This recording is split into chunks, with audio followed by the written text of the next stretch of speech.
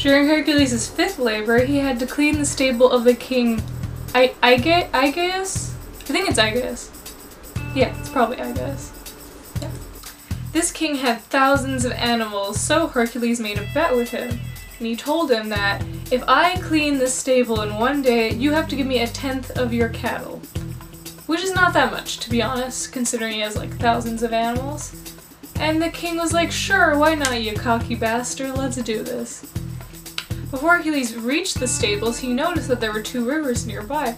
So Hercules made a groove that would lead the river into the stables that had a hole in the wall.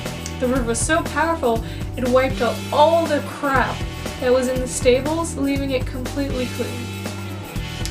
The king was furious when Hercules demanded his 1/10 of the share. He told him, no, I never agreed to that, what are you talking about? He even went to court for it. And Hercules did win eventually, but Eurystheus was like, hey, wait a minute, you got paid for that, didn't you? And Hercules was like, yeah, so that's a bet. And the king was like, okay, well, that's not a heroic deed then, that's not a labor, you got paid for it.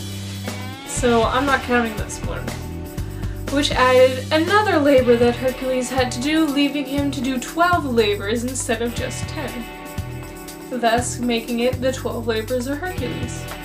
On Hercules' 6th labor, he had to drive away these giant flocks near a lake that were also near a town and terrorizing the villagers in that town. Now, some believe that they were man-eating birds, and then others believe they were these kinds of bird that you noticed in Arabia. But either way, they were a nuisance and Hercules needed to get rid of them. He tried everything he could and he couldn't do it. So Hercules tried everything he could to get rid of them, but they just didn't budge, they didn't care. And Athena felt bad for him, so she gave him these noise-clamping things called krontalas, I think they're called.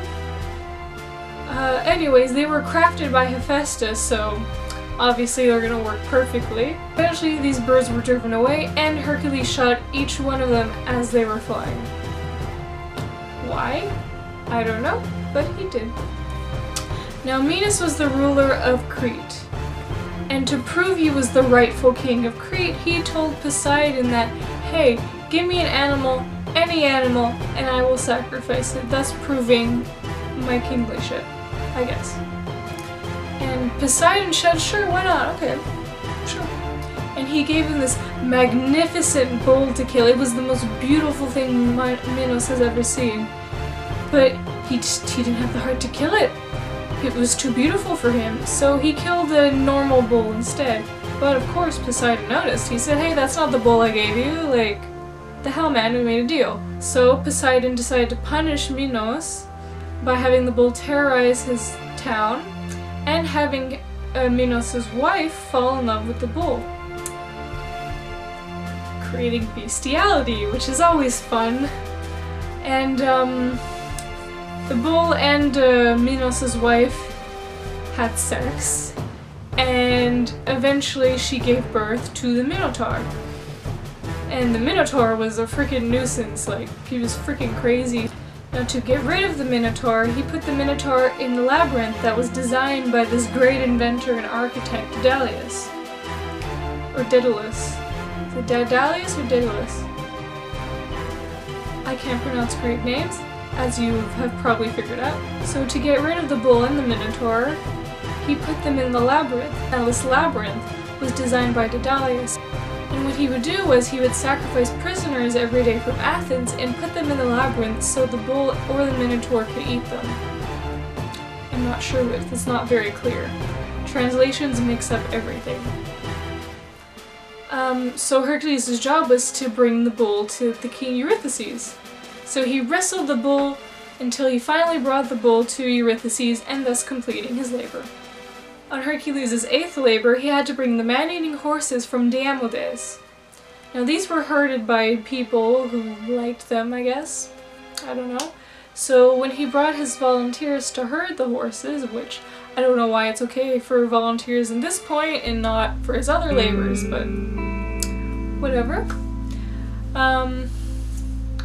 So he brought these volunteers there, and they had to battle the herders because the herders didn't want them to take away the man-eating horses. I don't know why, but I guess they loved them. Now while they were herding them, there was a youth that he left behind to take care of the horses while they fought the herders. And this youth got killed because they were man-eating horses, what do you expect? And he felt so sad and so heartbroken that he eventually named a city that he founded after this youth. And eventually, with the rest of the volunteers, he brought these man-eating horses to Eurystheus.